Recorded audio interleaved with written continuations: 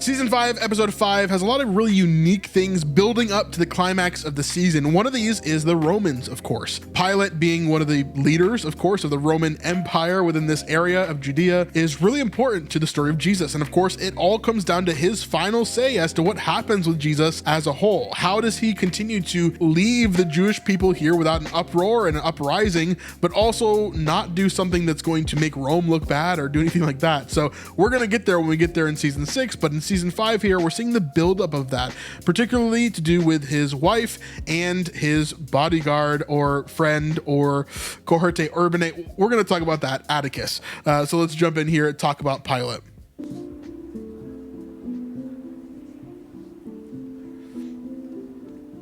Here, he's kind of annoyed. I'll just put this. I didn't want to put all the music that happens beforehand because it's, copyright stuff. But right here, he's getting upset because Claudia is in the other room and she's being soothed by music, and she keeps on telling him to play it over and over and over again.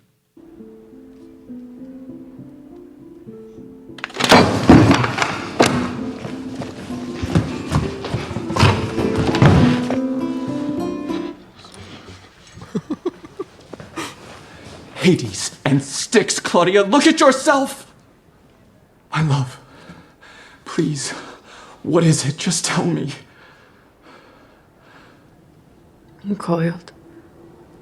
A garden. Olives. So again, she's referencing the dreams that she's been having ever since season 3, I think she's been having these dreams. And so we're seeing her kind of deteriorate quite a lot more, where she's struggling with these dreams that she's having of Jesus in the garden, and then eventually probably of his death and different things that are happening there. We're not shown any more of her dream, just that one little bit that we saw, I think back in season 3 is when she first showed up. And so here Pilate is really worried about her. They haven't slept in the same bed for a very long time at this point. And she's been thrashing around in her sleep, not being able to sleep. This whole season, for example, she's just tired and exhausted and she can't get any sleep. She can't get any relief. And she's trying to do that with music and some different things here. But yeah. A lion. Curtain. Horses. Broken graves. None of that makes any sense!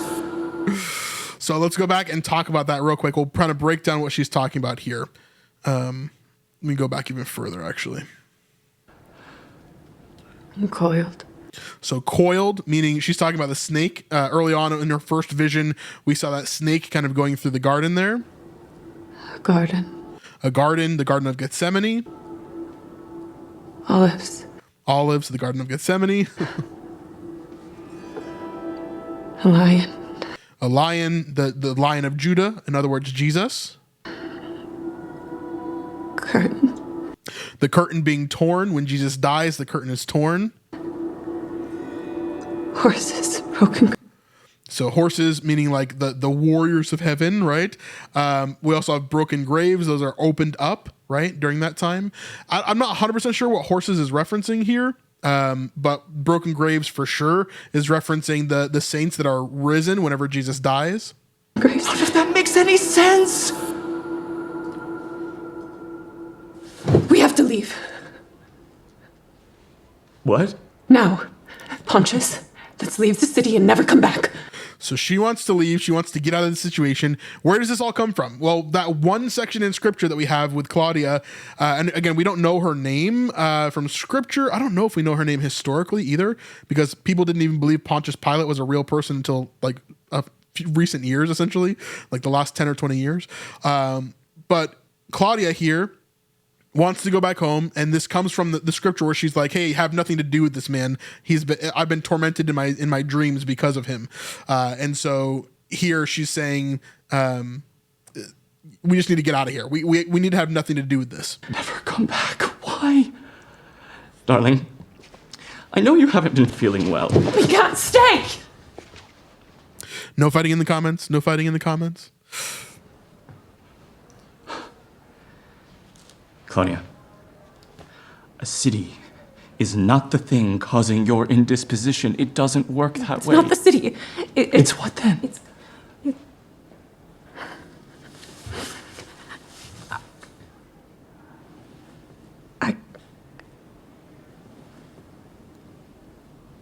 can't.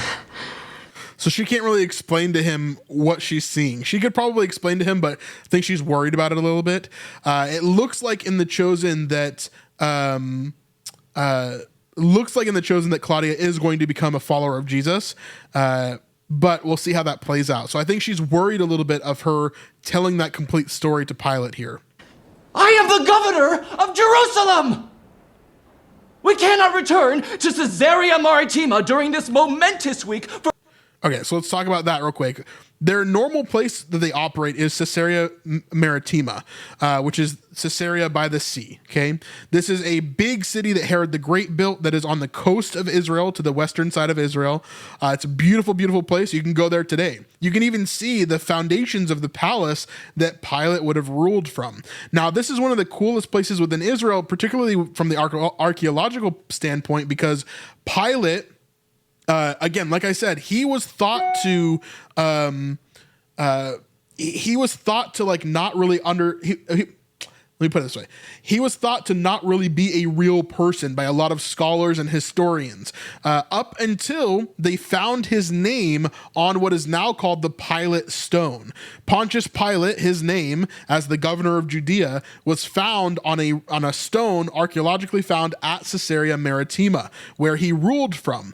Now, this verified, as all archaeological finds always do, it verified what is made known in the Bible. And so we had known about Pontius Pilate from scripture for thousands of years. However, just recently, within the last couple decades or so, we found this Pilate stone, this Pontius Pilate stone, which gave us his actual name from Caesarea Maritima.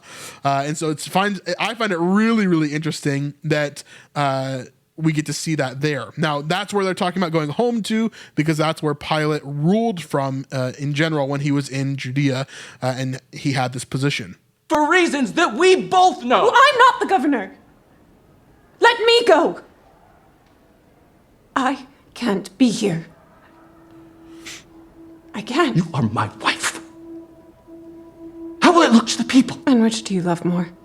The people's perception of our marriage, or me? Yeah, so this is a really interesting thing. We talked about this in a previous episode, and a lot of you actually agreed with me that this is one of the things that is a little bit iffy within The Chosen.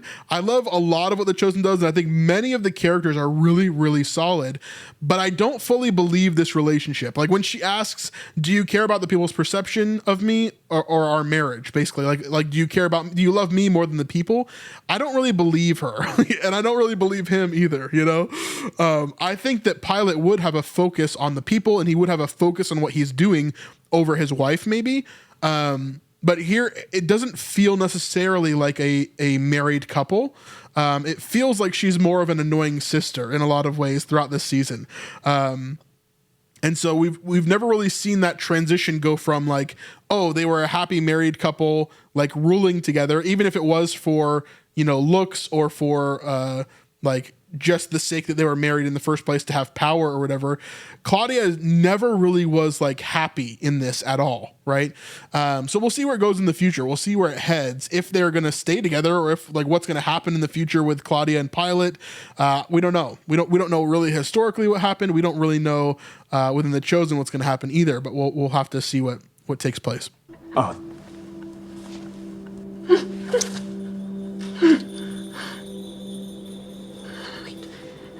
No, I take it back. I can't leave you behind.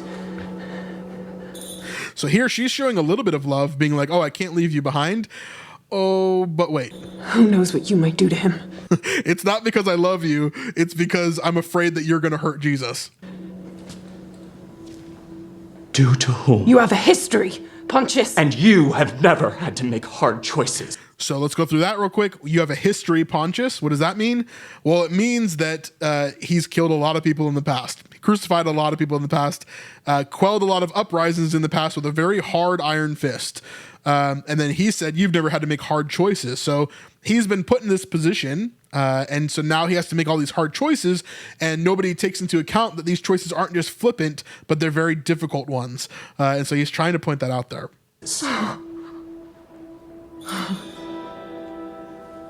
I'm sorry. keep breathing and try to relax. Oh, you've just ended any possibility of that. So now she's freaked out even more because she's really worried about what he's going to do now. Hey, real quick, I wanted to interrupt this video and tell you about Come and See. I know we've been talking about it on the channel, but I wanted to remind you how big of a deal this actually is. Not only is Come and See translating The Chosen into 600 different languages, right now it's currently the most translated show of all time, which is mind-blowing, but they want it to go out to spread the gospel far and wide. Now, the finale of season 6 is a movie. It's a feature-length movie that's going to be beyond anything that we've ever seen before with The Chosen. Not just in terms of cinematography and of the directing and creating of the actual show, but even beyond that, to the global distribution of the show, the global reach of all the theaters that this is going to be a part of. Remember that The Chosen is partnering with Come and See, of course, but also with Amazon MGM Studios. That means that they are going to have an amazing distribution system within the theaters all around the world, unlike anything we've ever seen before with The Chosen. They've always worked with Fathom, which was a great partner in the past, but they're small and they can only get in a certain amount of theaters. With this new distribution system, it changes absolutely everything, and you could be a huge part of that. Right now, they've raised around $13 million, and I'm sure by the time this goes up, it'll be a little bit more, but I'm really hoping that we can help to push this number forward. If all of us work together, this will be an amazing, amazing, successful goal. $30 million for the season finale. I know it's a lot, but if we all work together, it's well worth it. So anything you can do, hit that link in my description down below, or scan this QR code right here, and we'd love to have you as part of this fundraising effort. Let's get season 6 finished and then on to season 7. Back to the music there. What is it? You don't appear to be in the mood for pleasantries, so I'll get straight to it. At this very moment, the Pharisees are plotting to arrest Jesus of Nazareth. So this is an escalation. We saw before that Caiaphas said, we're going to have it handled. We won't have to do anything crazy, right? And now they're about to arrest Jesus, which is going to cause a lot of issues here. They what? That's absurd. How do you know that? Of course you know. They don't have the authority. It's illegal. Who would they even send to arrest him? They have a temple guard. Yes, and they guard the temple. It's in the name. Right, their job is not to go and arrest people. However, the Pharisees are using them in that capacity for Jesus. Basically, everything the Pharisees are doing here is completely illegal. They don't arrest citizens, only we can do it. They were hoping you might do it, but that plan didn't work, so now they're planning to do it. Yeah, they tried to trick Rome into taking care of Jesus. That did not work. I'll be damned. Well, then we'll slap them with a colossal fine to both remind them of their place and make up for the lost revenues from the incident in the temple market. Problem solved.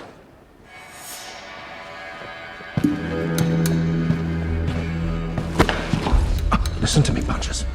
So here we have Atticus pulling rank a little bit on Pilate. Not that he's necessarily a higher rank than him, but he's connected to basically Caesar himself within the construct of what his role is within The Chosen. It's really hard to explain. We went from Atticus kind of being a lone ranger to showing Quintus that he's connected to Pilate and scaring him that way. And now he's scaring Pilate in a similar way that he did with Quintus, showing that he's connected to someone even higher, which is Rome itself, Caesar. I have served you like a grateful son and at times a protective father. Your hands off me. I have held your hand like a little boy crossing the street and tried to save you from yourself. You will not speak to me like that. He's so scared. I love that line. I think he did an amazing job with that line in particular. You will not speak to me like that. As he's kind of breaking down in front of Atticus, figuring out what he should do, because he knows that he has the authority and power, but he also knows that Atticus could kill him right here if he wanted to.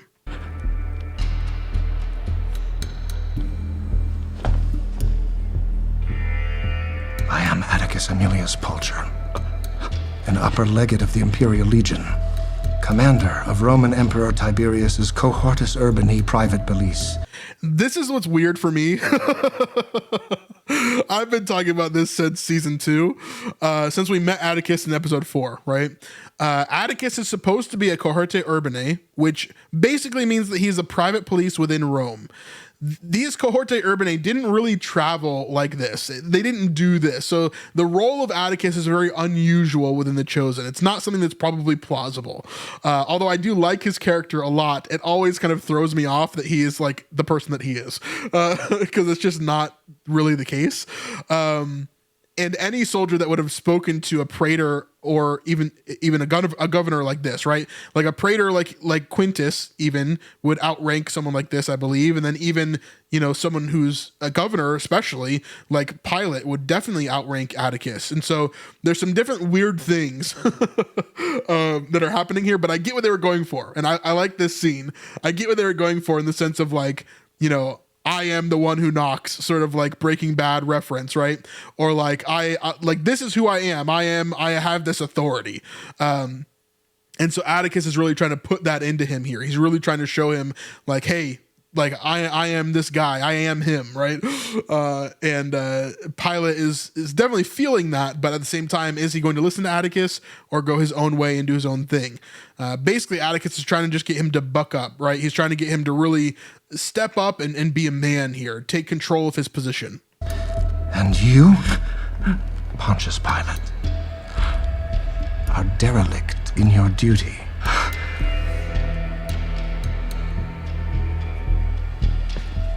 I'm going to take care of some of these things myself. When the time comes, you better be ready to take the reins.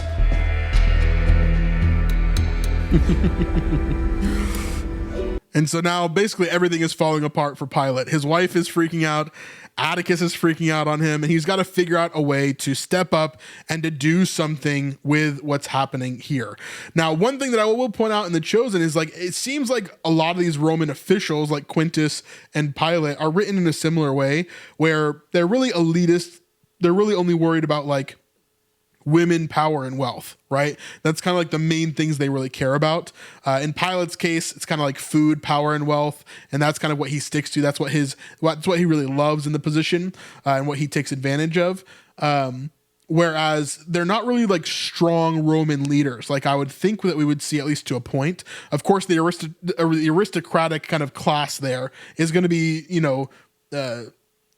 they're not going to have like this warrior mentality for the most part. I think some of them would.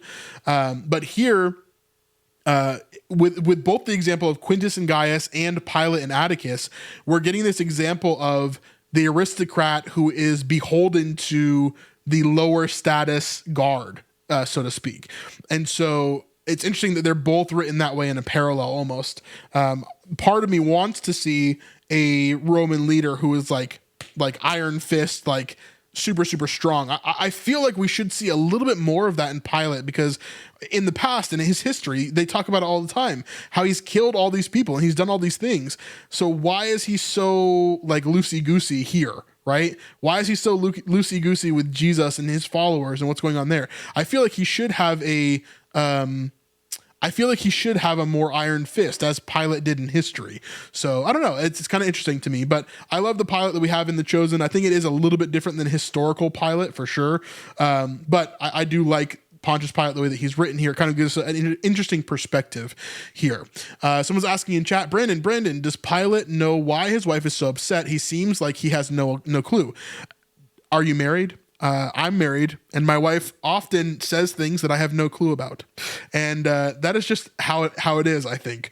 I think if my wife was doing the same things that Claudia is doing, I would be in the same spot. I'd be like, yeah, I don't know what's wrong with you. I'd be like checking the calendar, what's going on here? That's just my point of view. But yeah, I think it's just a normal thing for him to not really understand what she's going through. Yeah, I just think it is. So anyway, let me know your thoughts about this in the comments down below. And of course, we'll see you guys on the next one. Peace.